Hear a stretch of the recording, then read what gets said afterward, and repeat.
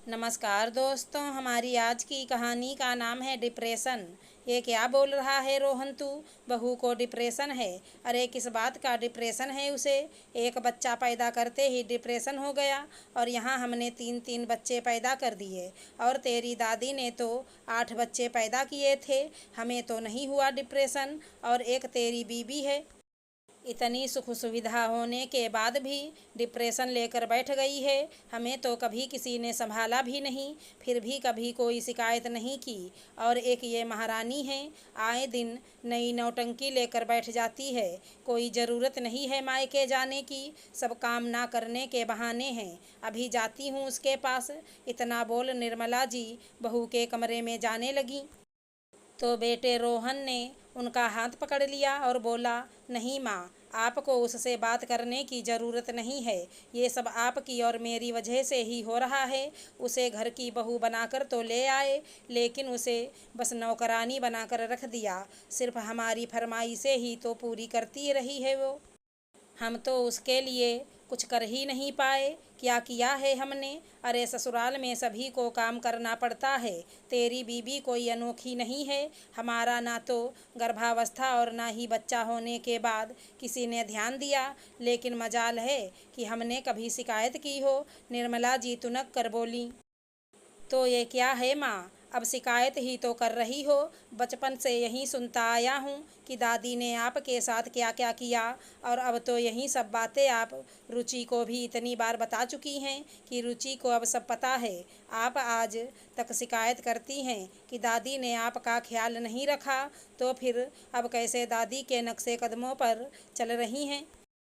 आपको तो बहू की हर तकलीफ समझ आनी चाहिए। मैं तो चलो मर्द हूँ, जो दर्द मैंने झेला नहीं है उसे अच्छे से समझ नहीं सकता, लेकिन आप तो एक महिला हो। आप भी कभी इसी दौर से गुजरी हो, तो फिर आपको कैसे समझ नहीं आया आपकी बहू का दर्द?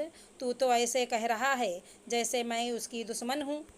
माँ आज डॉक्टर के पास गए थे। उन्होंने बताया है कि रुचि डिप्रेशन की शिकार हो गई है और अब उसकी दवाई के साथ साथ काउंसलिंग भी चलेगी। इस तनाव भरे माहौल में रहेगी तो कभी ठीक नहीं होगी, क्योंकि आपकी आदत है हर समय नुक्ताचीनी करने की। इसीलिए मायके छोड़ने जा रहा हूँ ताकि वो पूरी तरह ठीक होकर लौटे।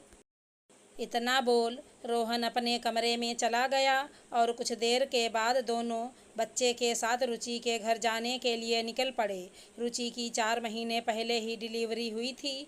जो प्यार और देखभाल रुचि को बच्चा होने के बाद मिलनी चाहिए थी, वो तो नहीं मिली। उल्टा बच्चा होने के 1 हफ्ते बाद ही रुचि को घर के काम की जिम्मेदारी दे दी गई। घर और बच्चे की जिम्मेदारी संभालते संभालते रुचि थक जाती, लेकिन काम थे कि ख़त्म ही नहीं होते थे। उसमें भी सासू माँ को अक्सर रुचि से शिकायत ही रहती। वो उसके काम में हमेशा दखलंदाजी करती और उस समय के किस्से सुनाने लग जाती जब उनको बच्चे हुए थे।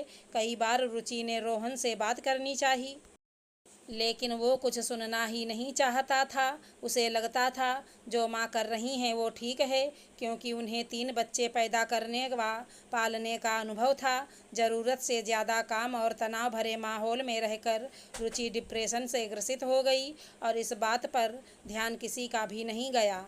रुचि हमेशा उदास और गुमसुम रहती। उसका वजन भी बहुत कम हो गया था, लेकिन किसी को उसकी तकलीफ दिखाई नहीं दे रही थी। एक दिन रुचि और रुचि बच्चे को इंजेक्शन लगवाने डॉक्टर के पास गए थे। वहाँ रुचि की हालत देख डॉक्टर ने एक दूसरे डॉक्टर के पास रेफर कर दिया और वहीं पता चला कि रुचि को डिप्रेशन है। ये सुनकर रोहन दंग रह गया। उसे अपनी गलती तब समझ आई जब डॉक्टर ने उसे इस बारे में विस्तार से समझाया। इसीलिए अब रोहन ने फैसला किया कि वो रुचि को उसके मायके छोड़ कर आएगा, ताकि उसकी अच्छे से देखभाल हो सके। बहू के जाने के बाद निर्मला जी को वो समय याद आया जब वो माँ बनी थी और उनकी किसी ने देखभाल नहीं की थी। सारे काम करते करते थक कर चूर हो जाती थी। उनका दर्द सुनने वाला कोई नहीं था। यही वो समय था जिसकी वजह से उन्हें अपनी सास से नफरत हो गई थी। वो बहू होने के कर्तव्य तो निभाती रहीं, लेकिन सास और पति दोनों दिल से उतर चुके थे। वो अक्सर खुद से कहती थी कि वो ऐसी सास नहीं बनेंगी, वो अपनी बहू के साथ कभी बुरा व्यवहार नहीं करेंगी, और जब बहू को बच्चा होगा तो वो उसकी खूब देखभाल करेंगी। लेकिन जब सास बनी तो खुद से किए सारे वादे भूल गईं, और दादी बनते ही उन्होंने बहू को अपना प्रतिद्वंदी मान लिए, जिसे वो हर हाल में नीचा दिखाना चाहती थी। आज बेटे की बातों ने उन्हें अपना गुजरा वक्त याद दिला दिया। निर्मला जी को आज बहू में खुद की वो छवि नजर आई जिसे मदद की ज़रूरत थी, लेकिन कोई मदद के लिए नहीं था। कहने को तो सब अपने थे, लेकिन किसी को उनका दुख दर्द नहीं दिखता था। आज पहली बार बहू का दर्द भी उन्हें समझ आया तो मन आत्मग्लानि से भर गया। उन्होंने खुद से आज एक वादा और कर लिया कि जो हो गया उसे वो बदल नहीं सकती, लेकिन अब से वो अपनी बहू की हमदर्द बन जाएंगी और अपने घर की खुशियों को वापस लाकर रहेगी। समय के साथ रुचि ठीक होकर लौट आई और सासू माँ ने बाहें खोल उसका स्वागत किया। रुचि और रोहन माँ में आए बदलाव से हैरान थे और खुश भी थे। अब निर्मला जी ने बहू और पोते को दिल से अपना लिया तो बहू ने पुरानी बातें भुला दिया। घर में आए बदलाव से सब लोग खुश थे। अगर हमारी कहानी पसंद आई हो तो चैनल को लाइक शेयर सब्सक्राइब करें। राधे राधे दोस्तों।